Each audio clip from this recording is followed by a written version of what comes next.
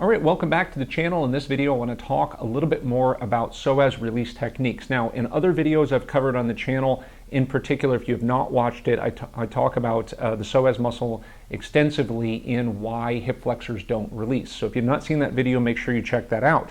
But I also have some additional videos with different types of techniques to relax or release the psoas muscle.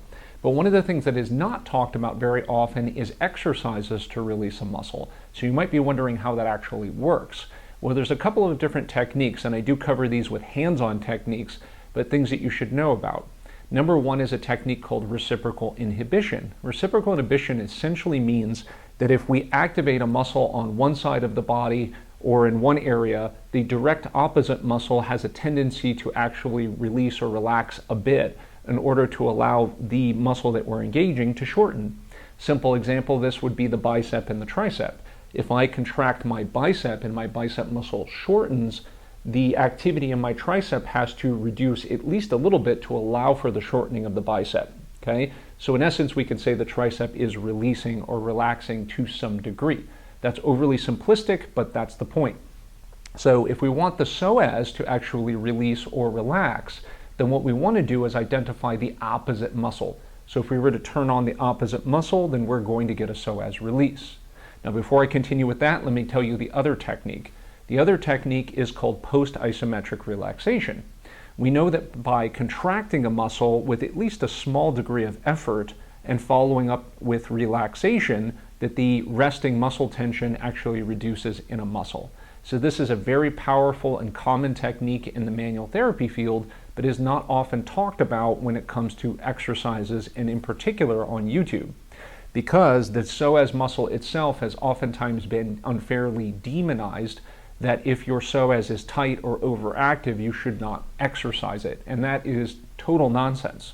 That actually exercising muscles that are actually found to be short and overactive can oftentimes assist with restoring normal range of motion. And this is through a number of different reasons that I won't get into in this video, but the point is that these are both valid techniques that we can utilize.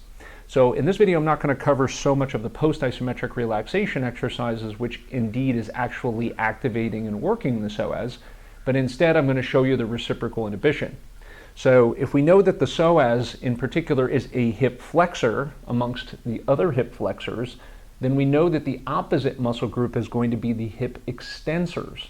And the hip extensors are going to be predominantly the glutes and the hamstrings. Now recently the glutes have been in excessive focus in the strength and conditioning communities and also in the rehabilitation communities, because a lot of social influencers have made it super popular. And of course, growing a huge set of glutes is now something that is to be aspired to. But in this world, what we want to do is always take a balanced approach to all muscle groups.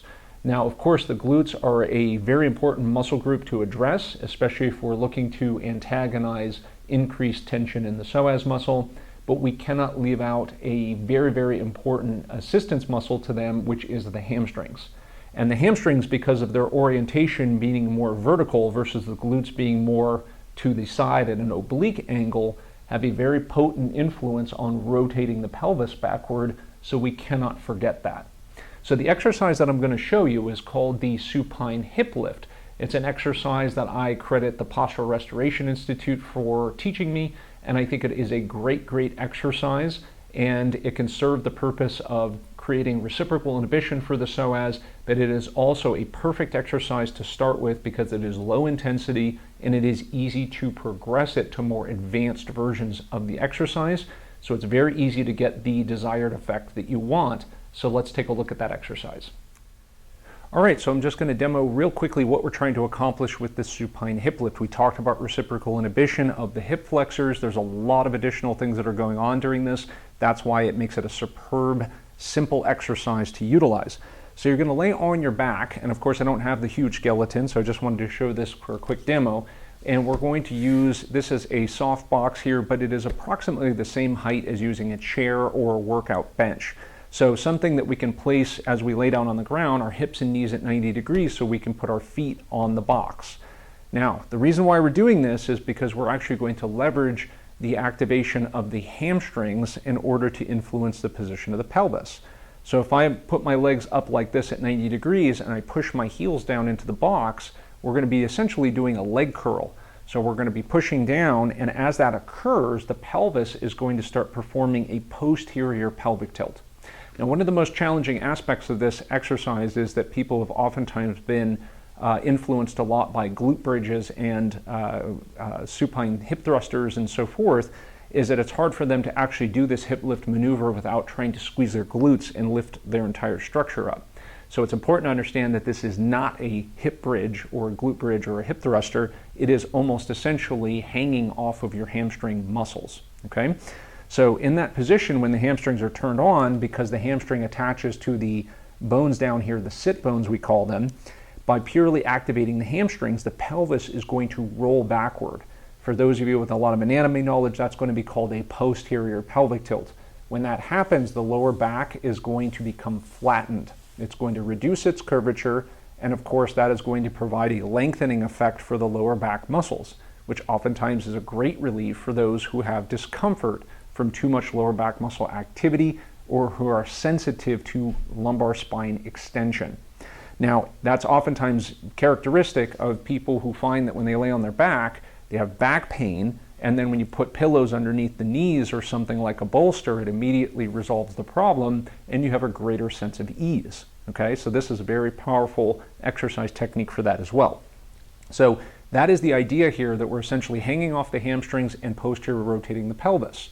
Now, in that position, the hip flexors are not doing any work because the hip flexors are being inhibited by the pressure downward on the box, which is the activation of the hamstrings. And the position of the pelvis, which is in that rotation, is allowing the psoas muscle to be in a relatively shortened position, which will allow it to relax. So that is the essence of it. So let me actually show you how to do it live.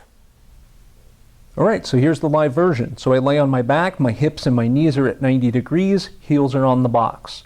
Now what I'm going to do in this position is I'm just going to lay back comfortably.